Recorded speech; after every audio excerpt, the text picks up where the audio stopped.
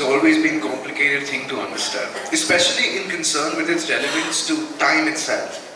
How can we classify something as the present of education when the commodities for the same are not present in the rural areas of the world? Or how can we claim the future when a multitude are still stuck in the distant past? To discern the current scenario and future roadmap for education, we would be honored to call upon stage Mr. Shishir Jaipuria. Mr. Shishir is the chairman of Anandram Jaipuria Group of Educational Institutions, which has been in the field of education for more than 76 years. Please, sir.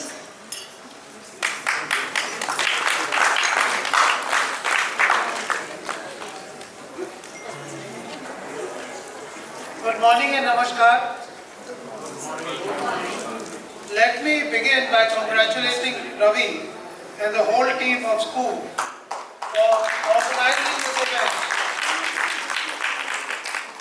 The Global Educators Meet 2022 at Jaipur. What a fascinating event it has been.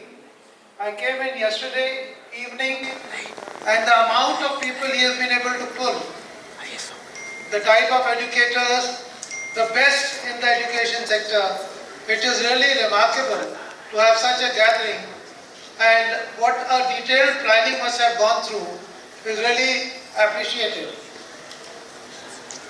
The context setting for today's discussion is with regard to the current scenario and the future of education, which is very pertinent and relevant.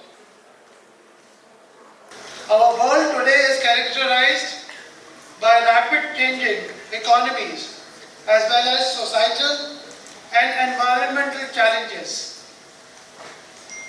The exponential growth in technology, demographic trends, changing business models, mass consumption, increasing mobility and migration is leading to rapid transformation in the way we live. The speed of change has been accelerated on account of the pandemic, and every business model and every company is discovering how they are able to engage with the customers. Both the physical and the digital world has converged, and everybody has to today reimagine, revisit and reflect as to how it will change their business model, looking to the uncertainties that are prevailing. The education sector is no exception. We have 1.5 billion students who were affected by the pandemic. Overnight schools were closed and the whole system had to be moved on to hybrid model and online model. The education did not stop. The challenges of the Indian education sector is all known to us, and it is mammoth. We have 260 million students, over 15 lakh students who are looking for quality education. And it is only because of the rapid penetration now that we are having, as far as internet is concerned, as far as smartphones are concerned, and the digital infrastructure which the government is laying, which will help us to go to the remote and the rural places, wherein we are able to provide quality education to each and every person. I know there has been a talk that the amount of work that is being done is not adequate. But I think for a large country like India, these challenges will continue, and it is the effort, a joint effort, both of the government, of the private sector, and all of us present here to make it happen. The NAP 2020 reflects the commitment and the vision of the government to ensure inclusive and equitable growth.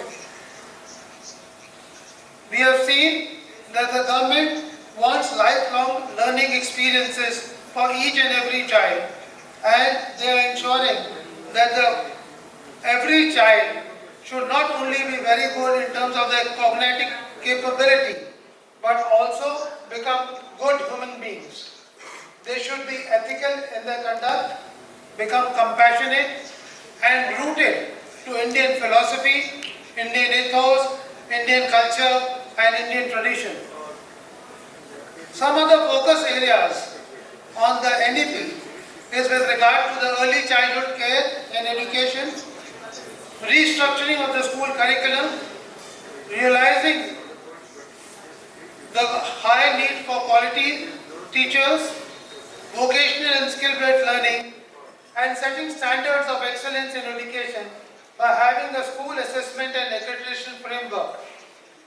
These are laudable objectives. The need is to ensure that we are able to implement it rigorously and with the right earnest, and issues of transparency, governance, empowerment and excellence is recognized and rewarded. We also have to encourage investments by the private sector in a big way, for which light but tight regulatory system has to be put in place. We know that the requirement for funds in the education sector is extremely high, and there has to be liberalization of education. And we at FICCI arrived, which is a vertical of FICCI looking after the interest of the independent schools, have been actively engaged with the government, both at the central government and at the state level, on policy matters, on advocacy, on research, and trying to bring in the best practices so that we are able to provide quality education to each and every child. Today I have seen that a lot of our members are present. We are presently having 2,000 members as our partners who are working with us, and a lot of work is happening at the state level. I am very encouraged to see that the change in mindset that is happening despite the challenges which we have been talking about.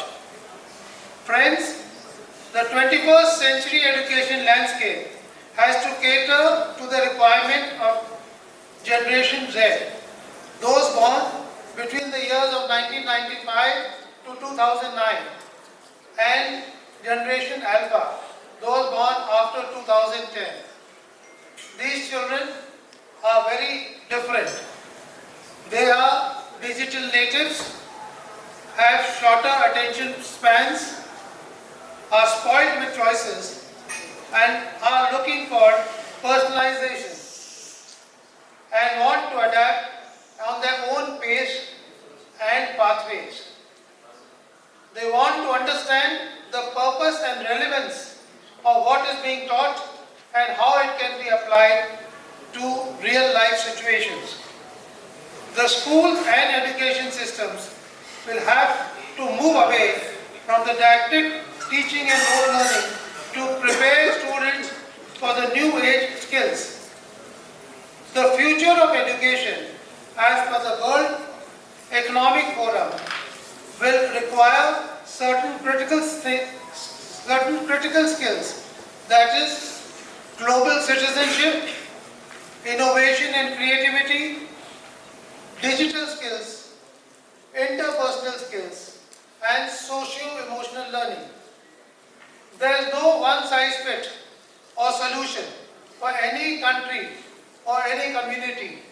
We have to find out the best practices that are relevant in our own context, and how we can adapt to it, and how we can scale the same, and then design it as per our requirement.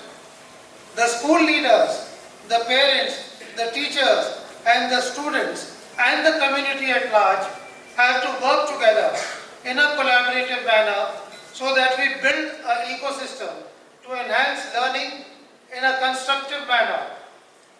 Greater emphasis has to be on experiential learning, child-centric learning, and ensuring that the education is enjoyable. In order to achieve the desired outcome in terms of quality, we have to attract the best students. Teaching has to become aspirational, and we have to get the best people, and this should be done on a mission mode in our country. We have to attract the best people within India, from outside India. We have been seeing that a lot of students and professors go abroad and they don't want to stay in India. But the reverse trend has to continue, as it has been having in the healthcare sector and many other sectors. It is possible, but we have to make it aspirational. We want our teachers to experiment, to innovate, to be empowered, try new pedagogical interventions, and to continuously learn, unlearn, and continuously have professional development programs. They should be part of professional development groups and focus on research. We have to build a culture that will foster trust, care, and mutual respect. The learning environment in the school should not be confined to the classroom. It should ensure a pedagogy which is a part of Prakriti, which is nature, Sanskriti, that is culture, and Anubhuti, which is experiential learning. Every space in the school should be designed that it becomes a place for learning, and immense opportunity should be provided that the students are able to understand and interact with the industry. Students should be encouraged to do community work, wherein they understand the real issues, the real problems of Bharat, and they are able to ideate, they are able to innovate, they are able to experiment and face these challenges and solve them in their own manner. Augmented reality, virtual reality, and technologies will help us in experiential learning and bring new perspectives to learning. The meta learning, that is learning to learn for life, to observe, to inquire, and to open new dimensions, to instill confidence, are something that is required for the new learners. In today's fast-changing world, technology will be the biggest enabler to solve educational needs of the future. I firmly believe that a digital architecture for school management and learning systems has to be put in place, which will provide large volume and variety of data, which can be intelligently used in meaningful decision making. Artificial intelligence and algorithms can be used for predictive analysis and understanding the skills of both the learners as well as the teachers. I am sure that more and more educational institutions will strengthen their digital infrastructure and utilize the resources available in the digital platform for continuous upgradation and improvement. Each school should aspire to become a center of excellence and provide holistic development to the child. I firmly believe in the mantra, to survive and succeed, one has to look at four things. D for data, E for ecosystem, A for agility, and the next D for design thinking. So if you have the D, E, A, D in place, then only any business will be able to thrive and succeed in generations to come. And that is what ultimately will make every aspect sustainable.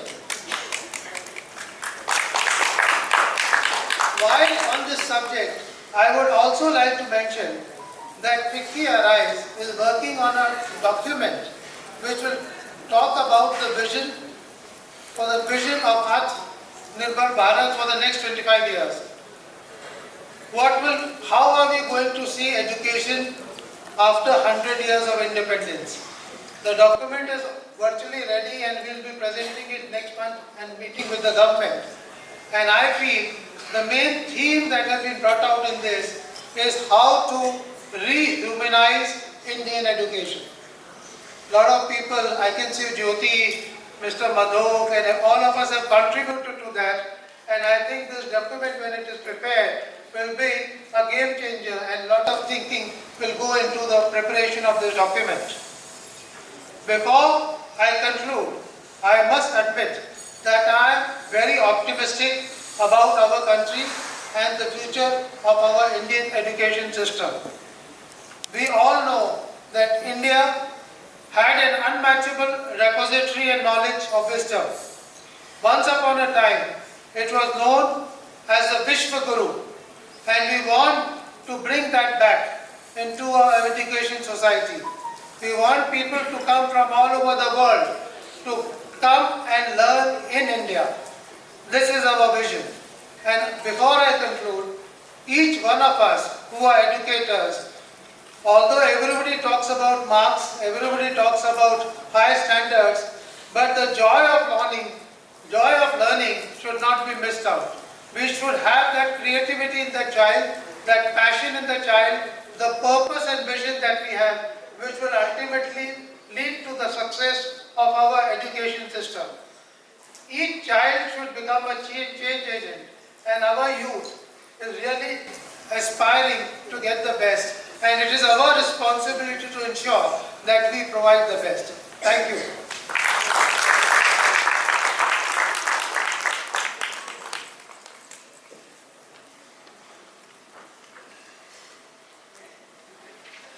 So we'd like to invite you back for the felicitations.